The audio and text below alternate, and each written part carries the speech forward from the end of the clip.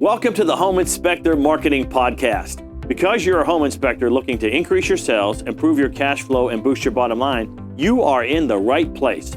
For additional training resources on how you can grow your home inspection business, go to microreturns.com right now. And now, here's the podcast.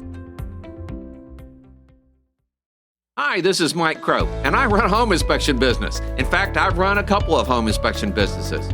The true joy for me, though, has been helping literally thousands of home inspectors build really solid home inspection businesses as well.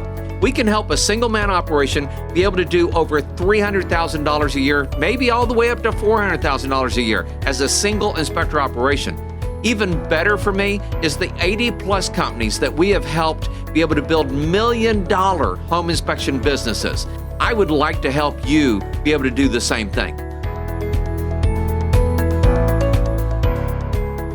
While going through our archive, we found this recording of Mike's commentary on the book, The 7 Levels of Communication. He had some powerful observations that we think you'll enjoy. So this is a story about a gentleman who's really down on his luck, a real estate agent, and he meets with a lender, and she teaches him, basically how to get his business back on track. And there's a number of things here that I want to make sure that you take notes on. And so he goes and meets this wonderful lady.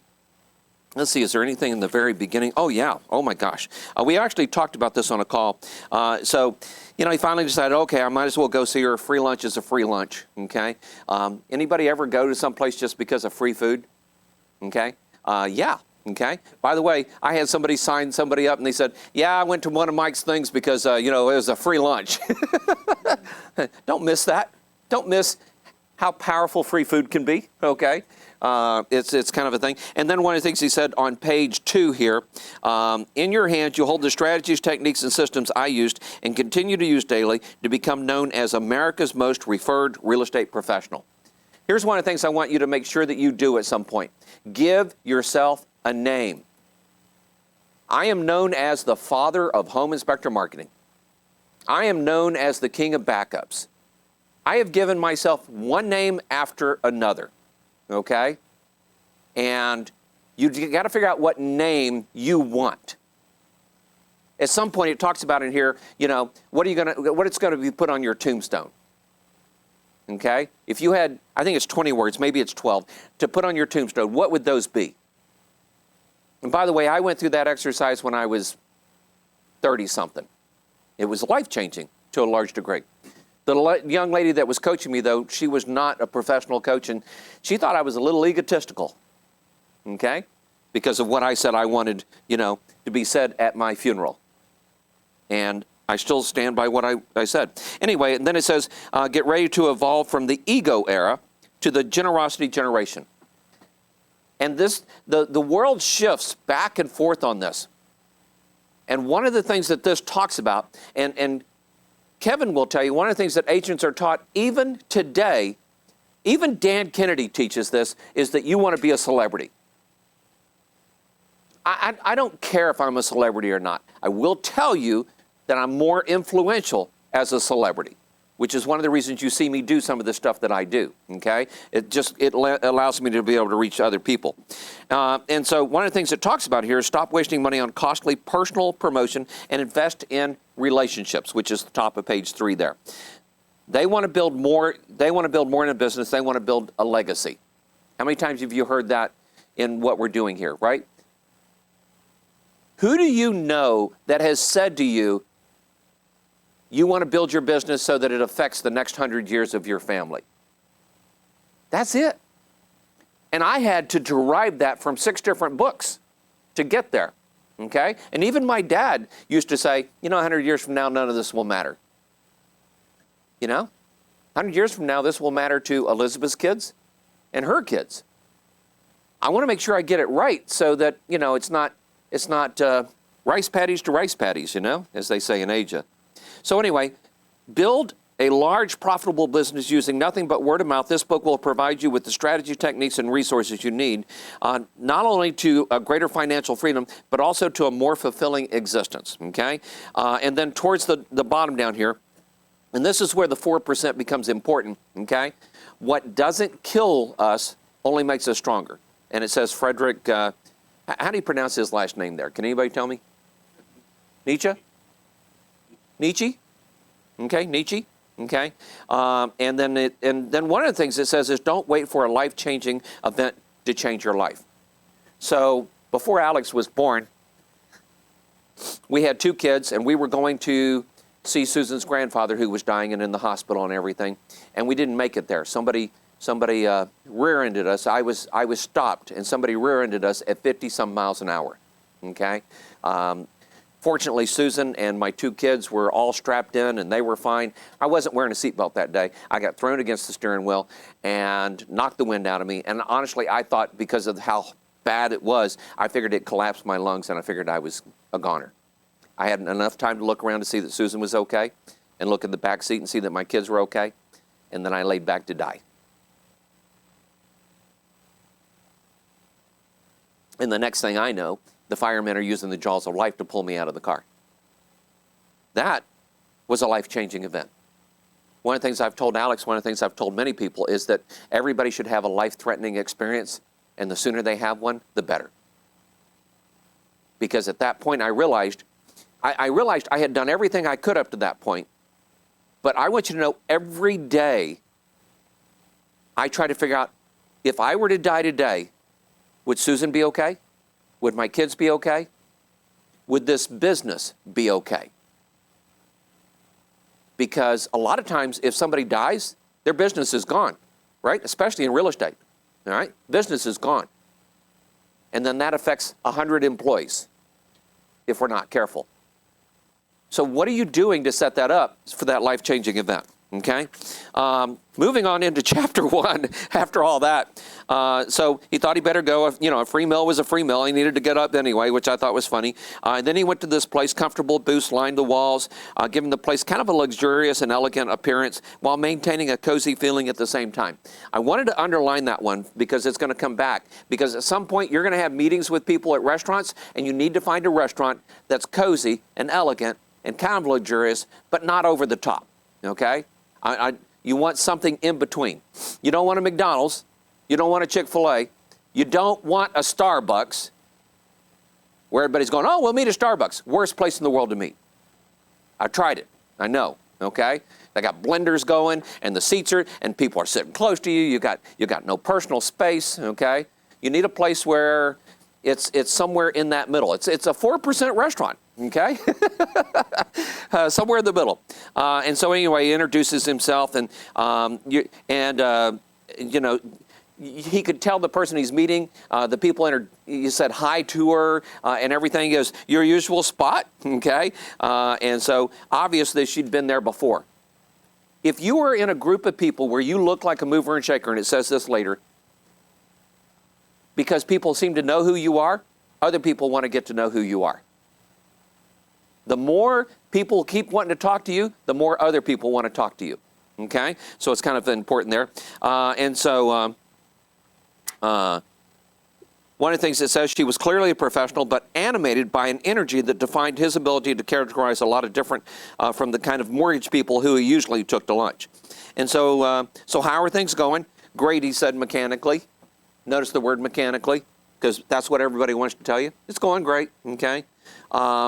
And then he got into it. So you were telling me the business was great. And that's when did you notice how she came back to that? That's kind of cool. He said, well, I'm not trying to ruin anyone else's days with my problems. And she said, I don't mind. We all have problems now and then. There's that smile again on page 10 here. Well, problems seem to be norm for me. And then he said, well, what do I have to lose? The truth is things are kind of tough right now. Like everyone else, we were killing it a few years back. Now the market is killing me. And I have heard this story over and over and over again, not just from real estate agents, but from all kinds of other people. And so then he goes into next page 11 here. He said, I'm sorry, I didn't mean to turn this into a confessional. Don't worry about it. Look, you know I'm a lender. I had plenty of agents grin and tell me that this was their best year ever. So I'm glad I don't look that stupid to you. People want to tell us all the time, everything's great. Okay? But if you really want to get to know someone, and he said, what's the word? Wow, genuine. Right there in the middle of page 11. All right? Markets rise, markets fall all the time. We all know that. But there are some things money can't buy. Reliability, integrity, all that good stuff. Moving to page 12 here, and she said, here's what I'm doing. I'm looking for ways, and I want you to mark this on page 12. Put a big old asterisk next to it. I didn't do it, okay? I'm looking for ways to help local agents market our first-time home buyers programs. Would you mind opening the door at your brokerage for me to do a lunch and learn seminar at your office? I'll buy the lunch, of course. What have I been teaching you for years, right? Presentations, number one fastest way to grow your business. And he said, yeah, no problem, okay? And then he's thinking to himself, she could buy the whole damn office, lunch, and that's not going to create any leads because there aren't any there, okay? He doesn't see them. She does. She knows there's leads there, okay? And then he says, well, tell me a little bit more. And she said, well, we educate agents on the type of loans we offer. And then, top page 13, I want you to get this. By the way, 13 is my lucky number, okay? Top page 13. But we also teach effective client follow-up, lead generation, techniques like that. I usually ask my contact what the biggest challenge is for the agents in the office. And he almost slobbered all over the table, drooled all over the table when she said lead gen. The number one thing everybody wants to some degree is more leads. It's kind of funny because the gentleman that's coming tomorrow, and great guy, he used to have a coaching program, and then some things shifted on him, and now he's in the roofing business. I said, what do you need? He said, man, I need the phone to ring more. I said, that's easy. What else do you need? He goes, can we go back to that part where you said that's easy? I said, yeah. And I'm talking big bang marketing. $300,000 is kind of what they'd done their first year in roofing. Now they're getting ready to do $10 million because they're doing the big bang marketing at insurance offices across the way. Lead gen is so easy. And see, we all understand that. But real estate agents don't understand that, do they? Number one thing you hear, more leads, more leads, more leads, okay? And then it goes down, it says, I think she's actually telling me the truth. Why the heck would she care? Okay, and then at the bottom, the generosity generation, which is the whole philosophy of our company. Moving on to page 14, basically it means the more you give, the more you get. Okay, he talks about this guy Jay, who is a made-up character for the book, and she says, we turn our relationships into referrals. There's no catch. It's just a really good system. And you know how some say it's all about who you know? Some say it's about who knows you. All right? Well, Jay says it's about who you know and how well you know them. Who you know and how well you know them. You want to make sure you see that. And I wrote out there how well you know them out to the left of that, okay? And then who they know. All right, and who they know. And so it went on down. It seems she was speaking a foreign language about some of the terms, communication pyramid, the influential zone. She talked about making 1 in 10 calls and communicating solutions to her community, all this stuff, and it was kind of blowing him away. And then he wondered, how could she have so much passion for this stuff? And so there's that. And then she said, well, connecting with people has never been easier. The more people I connect with, the more people think of me as a mover and a shaker. The more people I connect with, the more people think I'm a mover and shaker. Do people want to be around people that are mover and shakers? Yeah, okay, absolutely, okay. And so he said, well, can you give me an example of something specific you're doing this different? And here was one, and I've talked about this many, many times, and this is kind of old, but he said, I use Google Alerts to stay in touch with all my clients and referral partners and remind them how much I care about them. It doesn't cost me anything and it takes no time. The Google Alert comes in, I review it, then I forward it to the person in my database with a short email from me. I set up a Google Alert for all my referral partners and my top referral sources. I call them ambassadors and champions. So Amber, and I'm so glad you're here today. Amber's our office manager, and I have incredible high hopes that Amber will become much more in this company, okay? Amber, Brenna, we set up our top 25 agents on Google Alerts, and every time one of them pops up, we just tell them congratulations. What? Really? No. I think it's cool. Yeah, it's cool. That's what we need to do. Okay? By the way, I set my own name up, right? And I set some generic terms up like home inspection and some company names as well, okay, that I was tracking. All right? And it's so simple. And it costs you nothing. It costs a little bit of time, a little bit of energy, but it's really knowing how to do that. And so anyway, And so she explained to him how to use Google Alerts. And by the way, if you don't know how to use Google Alerts, I'm not going to go into depth on that this morning. We could do a whole presentation on it. You could do a whole presentation at a real estate office on it. And the agents would be like, oh my God. And here's the thing is, one of them's going to know it. And you get to brag on that one when they say, oh yeah, I do that. Okay? Brag on that one. All right? But set it up so that they get to know that. You can go watch a YouTube or something and see how to do that. Okay? And then she says, now, this is very important. This is very important, page 16 here. Rick, do you mind if I ask you a business question? If you had a friend or neighbor who was looking to refinance or buy, who would you recommend? She's a lender, remember? Okay? And so he thought about it and he goes, I don't know. He's sitting there in front of a lender. I love that question. Yes. Not, do you know somebody? Not, who do you know? It's Right. If you knew somebody, or if you Right. knew somebody. If you had a friend or neighbor Yeah. who was looking to refinance or buy, who would you recommend? Now I'm going to change this around a little bit. I'm going to notch this up a couple of times for you to some degree. Okay. So and it comes back later in the book, but I'm just going to give it to you now. If you're talking with one of your top 25 agents, okay, if you knew of another agent that needed a great home inspection company, who would you recommend? Duh. And if they say, I don't know, how do we fix that, right? And then she asked the next question, which is an asterisk next to it on page 16. What would it take for me to be that go-to person? Now, I'm going to tell you the gap inside this book right up front, because I can't stand myself. And what I don't want is for you to get wrapped around this whole me thing throughout this whole damn book. In Text Inspect, there is no me. Okay? Name of your company is fine? There is no me. How many inspectors do you have? 12? Okay?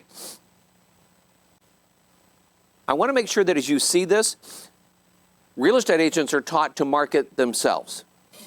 Even in this book, he's taught to market himself. She's taught to market herself.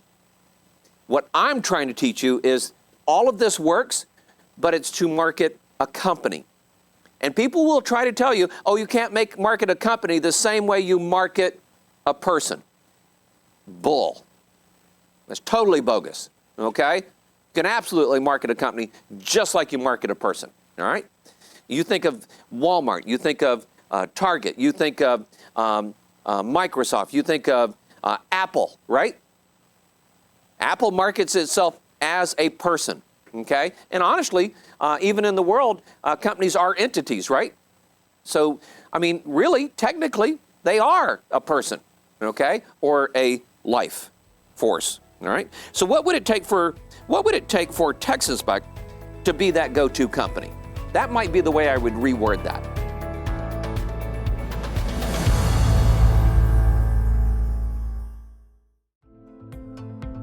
We hope you enjoyed the podcast, and as a friendly reminder, if you're looking to increase your sales, improve your cash flow, and boost your bottom line as a home inspector, go to microreturns.com right now.